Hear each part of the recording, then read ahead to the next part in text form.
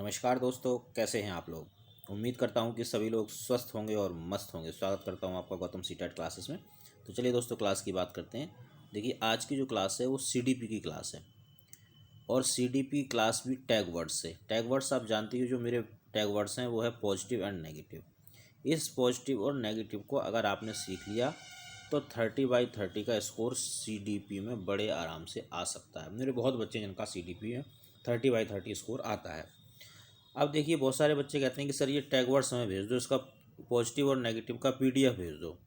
तो देखिए, भेजने को तो मैं भेज दूँ, लेकिन मेन मुद्दा है कि वो पीडीएफ फिर कहीं मैं भेज दूंगा और आपके फ़ोन में पड़ा रहेगा। सबसे बेस्ट तरीका है, अगर आप पॉजिटिव और नेगेटिव की प्रैक्टिस करना चाहते हैं, उन्हें सीखना चाहते हैं, तो जिस सब्जेक्ट की भी आप क्लास देख रहे हैं, जैसे आप सीडी क्लास देख रहे हैं तो क्लास 1 से देखना स्टार्ट करो। अगर आप मेरी ये 50 क्लासें देख लेते हैं तो मैं आपको गारंटी, अब 49 तो क्लास होगी, 50 भी आ जाएगी एक आध दिन में, तो मैं आपको गारंटी देता हूँ कि सीडीपी में आपके 25+ ही आएंगे। इससे कम आने कोई मतलब नहीं है। 30/30 भी आ जाएं तो कोई बहुत बड़ी बात नहीं, बहुत बच्चों के आते हैं मेरे। तो दोस्तों, चलिए आज इन्हीं टैग वर्ड से, पॉजिटिव और नेगेटिव से, मैं आपको क्वेश्चन करके दिखाऊंगा। 10 सेकंड में आंसर मिल जाता है, ज़्यादा टाइम नहीं लगता और ना कुछ समझना है आपको, बस टैग वर्ड्स आपको देखने हैं। तो स्टार्ट करते हैं आज की क्लास। अगर आपको मेरी क्लास से थोड़ी बहुत भी मदद मिलती है सीटेट की तैयारी में, तो please Gautam CTET classes channel को सब्सक्राइब करें और जो नोटिफिकेशन बेल है उसको भी ऑन कर दें, जिससे कि आपको हर क्लास का नोटिफिकेशन मिले। क्योंकि अगर नोटिफिकेशन नहीं मिलेगा तो क्लास छूटेगी, और जब क्लास छूटती है तो फिर बहुत कुछ छूटता है। मैं हर बार इस बात को कहता हूँ। चलिए स्टार्ट करते हैं। सीखने के लिए आकलन क्या करेगा? सीखने के लिए आकलन जो होता है ये पॉजिटिव होता है, तो पॉजिटिव चीज़ पॉजिटिव ही करेगी। प्रश्न को इस तरह से पढ़ने की हैबिट बनाओ कि पॉजिटिव पूछ रहा है या नेगेटिव। जब आपको पता चल जाएगी वो पॉजिटिव पूछ रहा है, तो फिर पॉजिटिव जो वर्ड्स हैं आप वो ढूंढिए। देखिए, अभिप्रेरणा को बढ़ावा देता है। अभिप्रेरणा पॉजिटिव। अलग करने और रैंक देने के प्रयोजन के लिए किया जाता है। अलग, रैंक नेगेटिव वर्ड है। ग्रेड्स को पूरी तरह से महत्व देने पर बल देता है। ग्रेड्स अंक नेगेटिव है। विशिष्ट होता है और अपने आप में की गई आकलन गतिविधि है। देखिए, इसमें ना तो कोई पॉजिटिव वर्ड है ना कोई नेगेटिव वर्ड है, इसको होल्ड कर दो। देखिए, जो वर्ड पॉजिटिव होता है उसमें मैं राउंड करता हूँ, ध्यान रखें, और जो वर्ड नेगेटिव होता है उसको मैं अंडरलाइन करता हूँ। तो ये जो वर्ड्स हैं ये पॉजिटिव नेगेटिव की पहचान है, जो मुझे हैबिट है। आप कोई और हैबिट भी बना सकते हो। तो अब देखिए, वो पॉजिटिव पूछ रहा था, ये नेगेटिव हो गया, ये नेगेटिव हो गया, ये होल्ड पे चला गया, ये एक पॉजिटिव वर्ड मिला, इसको आंसर कर दो। और पॉजिटिव नेगेटिव से जो आंसर आप निकालोगे वो बिल्कुल एकदम सटीक सही होगा। गलत होने का कोई मतलब ही नहीं है।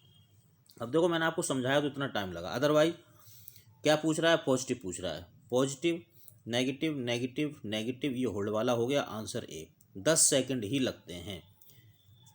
तो आप पॉजिटिव नेगेटिव सीखें और सीटेट को पहली बार में ही करेक्ट कर जाएंगे, गारंटी देता हूँ। विद्यालय आधारित आकलन क्या करेगा? कुछ ना कुछ पॉजिटिव चीज़ होनी चाहिए, या नेगेटिव होगी या पॉजिटिव होगी, ये अभी हम जब ऑप्शन पढ़ेंगे तो हमें और पता चल जाएगा। देखिए, परिणामों की अपेक्षा परीक्षा तकनीकों पर बल देता है। परीक्षा, तकनीक, अपेक्षा, तीनों वर्ड नेगेटिव हैं। क्या आकलित किया जाएगा इस पर शिक्षार्थी को कम नियंत्रण प्रदान करता है। नियंत्रण नेगेटिव। रचनात्मक प्रतिपुष्टि उपलब्ध कराते हुए सीखने में संवर्धन करता है। रचनात्मक प्रतिपुष्टि पॉजिटिव वर्ड है। परीक्षा के लिए शिक्षण को बढ़ावा देता है क्योंकि उसमें निरंतर परीक्षण होता है। परीक्षा, परीक्षण, ये नेगेटिव वर्ड। अब देखिए, क्या पूछा था? पॉजिटिव। ये दो वर्ड पॉजिटिव है, इसको आंसर कर दो। अब इसमें आपको ये समझने की ज़रूरत नहीं है कि भाई इसका क्या मतलब होता है, उसका क्या मतलब होता है। बस पॉजिटिव नेगेटिव ढूंढ लो, आंसर करो और अगला क्वेश्चन देखो। इससे आसान तरीका आपको शायद ये जो कहीं मिले। एक अध्यापक अध्यापिका विद्यार्थियों को किसी विषय की अपनी अवबोधनात्मकता को प्रतिबिंबित करते हुए संकल्पनात्मक मानचित्र का निर्माण करने को कहती है। वह क्या करेगी? भाई, टीचर कुछ भी करेगी तो पॉजिटिव काम ही करेगी। प्रश्न को हमेशा सिर्फ आप पॉजिटिव और नेगेटिव के तरीके से पढ़ें। कितने प्रश्न पढ़ने हैं आपको? अगर फर्स्ट पेपर की मैं बात करूं सीटेट का, तो 90 मार्क्स की सीडीपी आती है। तो जो 90 मार्क्स हैं आपके, उनको आपको पॉजिटिव और नेगेटिव के तरीके से पढ़ना है, क्योंकि पॉजिटिव और नेगेटिव का जो तरीका वो सिर्फ और सिर्फ सीटेट के सीडीपी का जो पोर्शन होता है, यानी कि सीडी और पेडागोजी, सब सब्जेक्ट की पेडागोजी, उसमें ही वर्क करता है और कहीं वर्क नहीं करेगा। चलिए स्टार्ट करते हैं। छात्रों की मुख्य बिंदुओं को सार लिखने की क्षमता का परीक्षण कर रही है। परीक्षा या परीक्षण नेगेटिव। छात्रों की उपलब्धि के मूल्यांकन हेतु शीर्षकों के विकास का प्रयास कर रही है। देखो इसमें कोई नेगेटिव पॉजिटिव वर्ड नहीं है, इसको होल्ड करो। नेगेटिव या पॉजिटिव वर्ड सिर्फ वही वर्ड नेगेटिव या पॉजिटिव है जिनको मैं पॉजिटिव या नेगेटिव कहता हूँ। अपनी तरफ से आप कोई पॉजिटिव या नेगेटिव वर्ड्स नहीं बनाएंगे, नहीं तो फिर आप फंस जाओगे। विद्यार्थी की स्मृतियों को धीमी गति से जागृत कर रही स्मृति, रटना, याद करना, स्मरण करना, कंठस्थ करना, कंठस्थीकरण, सुनाना, दोहराना, नकल करना, ये बहुत ही नेगेटिव वर्ड्स हैं। रचनात्मक आकलन कर रही है, रचनात्मक, ये पॉजिटिव वर्ड है। क्या पूछ रहा था? पॉजिटिव पूछ रहा था, तो ये नेगेटिव, इसमें कुछ मिला ही नहीं नेगेटिव पॉजिटिव, तो उसको छोड़ दो। स्मृति ये भी नेगेटिव, ये गोल वाला पॉजिटिव है, इसको आंसर कर दो, फोर्थ आंसर हो गया। अगला प्रश्न देखेंगे, इससे आसान और कुछ नहीं, अदरवाइज आप इस क्वेश्चन को पढ़ते रहो। ये वर्ड्स ही ऐसे लिखे हुए हैं, ये देखो अवगुणात्मक क्या होता है, संकलनात्मक क्या होता है, आपको इनके मीनिंग ही समझ नहीं आएंगे। बट पॉजिटिव नेगेटिव का जो मेथड है इसमें कुछ समझना ही नहीं है आपको, बस जो शब्द मैं बताता हूँ कि ये पॉजिटिव ये नेगेटिव, उसको अलग से लिख के याद करो और इसमें पॉजिटिव नेगेटिव अप्लाई करो, आंसर मिल जाएगा आपको बिल्कुल करेक्ट।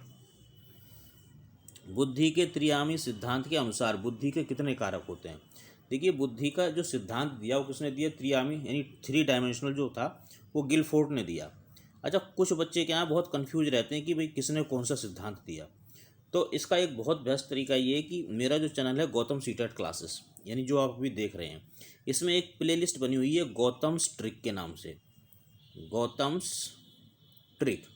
उस प्लेलिस्ट पे चले जाओ, आपको 7-8 ट्रिक मिलेंगी उसमें। लेकिन अगर आपने ये 7-8 ट्रिक कर ली तो आप समझना कि आपका सीटेट का 90% थ्योरी का पोर्शन पूरा हो जाएगा। इतनी बेहतरीन ट्रिक है और बहुत आसान है, बड़े आराम से आप उनको याद कर सकते हैं, एक बार करेंगे आपको याद हो जाएगा। फिर भी अगर कोई दिक्कत है तो ये मेरा नंबर है, इस पर आप व्हाट्सअप के माध्यम से मुझसे जुड़ सकते हैं, जो भी आपको प्रश्न पूछना वो पूछ सकते हैं। चलिए इस क्वेश्चन का आंसर 120।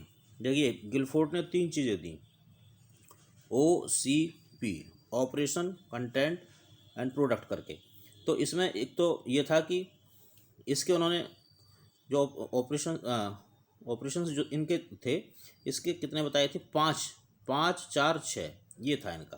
तो इसको जब मल्टीप्लाई करेंगे तो 120 आ जाएगा।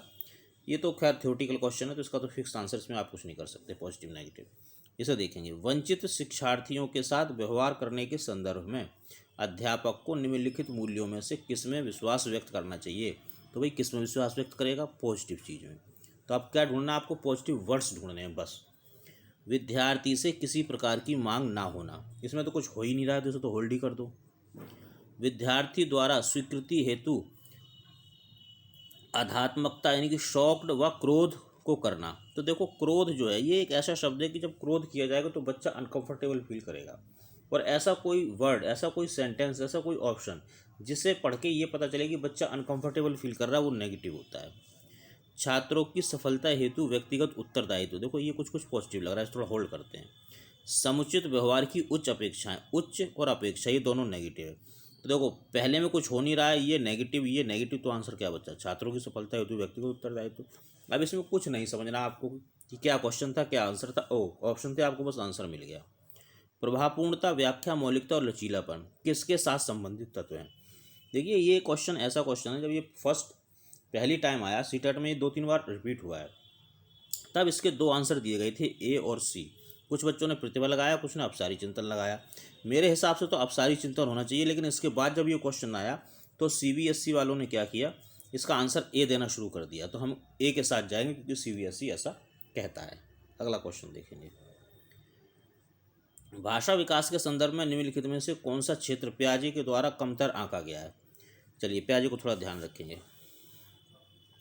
अहम केंद्रित भाषा, अहम केंद्रिता की बात पियाजे ने की, सक्रिय बच्चा, सक्रिय नन्हा वैज्ञानिक इसकी बात की, अनुवांशिकता की बात की, सामाजिक अंतःक्रिया जो है ये किसने दी? ये वाइगोस्की ने दी। तो जब ये वाइगोस्की ने दी तो पियाजे ने इसकी बात कम की होगी, तो आंसर रिसीव कर दो। ये थोड़ी सी थ्योरी थी, आपको आनी चाहिए। व्यक्तिगत विभिन्नता का अर्थ क्या है? कुछ पॉजिटिव अर्थ होगा, देखते हैं। बाकी 2 व्यक्तियों में शारीरिक भिन्नता, कोई 2 व्यक्ति शारीरिक, मानसिक, संवेगात्मक दशा में एक समान व एक जैसे नहीं होते हैं, तो भाई इसी को व्यक्तिगत विभिन्नता कहते हैं। इवन जो एक ही माँ बाप के जुड़वा बच्चे तक होते हैं ना, उनके अंदर भी इंडिविजुअल डिफरेंसेस होते हैं। ये थोड़ी सी थ्योरी है, ये आप इसको भी नहीं पढ़ोगे तो फिर सीटेट कैसे क्लियर होगा। चलिए अगला क्वेश्चन देखेंगे, शिक्षार्थियों में बहुत विभिन्नताएं होती हैं, इनमें से किसके या किन के लिए शिक्षक को संवेदनशील होने की आवश्यकता है? तो भाई पॉजिटिव चीज़ के लिए टीचर संवेदनशील होगा। संज्ञानात्मक क्षमताओं और सीखने के स्तर पर आधारित भिन्नताएं, संज्ञानात्मक पॉजिटिव। भाषा, जाति, लिंग, धर्म, समुदाय की विविधता पर आधारित विविधता यानी कि दोनों ही पॉजिटिव हैं, तो इसका मतलब दोनों के प्रति संवेदनशील होगा। दोनों को आंसर लगा दो। बताओ इससे अच्छा तरीका आपको कहाँ मिलेगा? मुझे तो लगता नहीं है।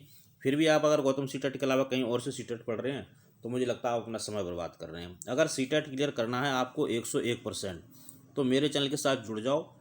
एक हफ्ते आप मेरे चैनल को देखो, सिर्फ एक हफ्ते, 7 डेज की बात मैं कर रहा हूँ। और चलो और सबको छोड़ो, सीडी सबसे मुश्किल होता है ना, सीडी को ही आप देखो 7 डेज, क्लास 1 से देखना स्टार्ट करो। जब 7 दिन हो जाए तो सीटेट का कोई सा भी प्रीवियस ईयर का क्वेश्चन पेपर उठा लेना, कोई सा भी, गारंटी से कह रहा हूँ। अगर उसमें आपके 20 और 25 के बीच मार्क्स ना आए तो आप मेरे चैनल छोड़ के चले जाना। 20-25 इसलिए कह रहा हूँ क्योंकि मुझे पता नहीं है कि आप पढ़ रहे हैं ढंग से नहीं पढ़ रहे हैं। अगर आप ढंग से भी नहीं पढ़ रहे होंगे तब भी इतने मार्क्स आ जाएंगे। अगर मेरे सामने होते तो मैं आपको 25+ मार्क्स ला के दिखा देता, सिर्फ 7 दिन सीडी पढ़ा के। बाकी आप एक बार करके देख लीजिए तो आपको इसका अंदाजा भी हो जाएगा। केवल कागज पेंसिल जांचों द्वारा आकलन। देखो कागज पेंसिल जांच ये नेगेटिव होती हैं, तो नेगेटिव चीज़ क्या करेगी? नेगेटिव ही करेगी। अब ढूंढ लेते हैं।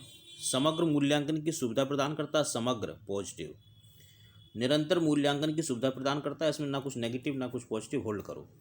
सकल आकलन को बढ़ावा देता है, इसमें भी कोई नेगेटिव या पॉजिटिव वर्ड नहीं है। देखिए वर्ड्स नेगेटिव पॉजिटिव वही हैं जो मैं बताता हूँ।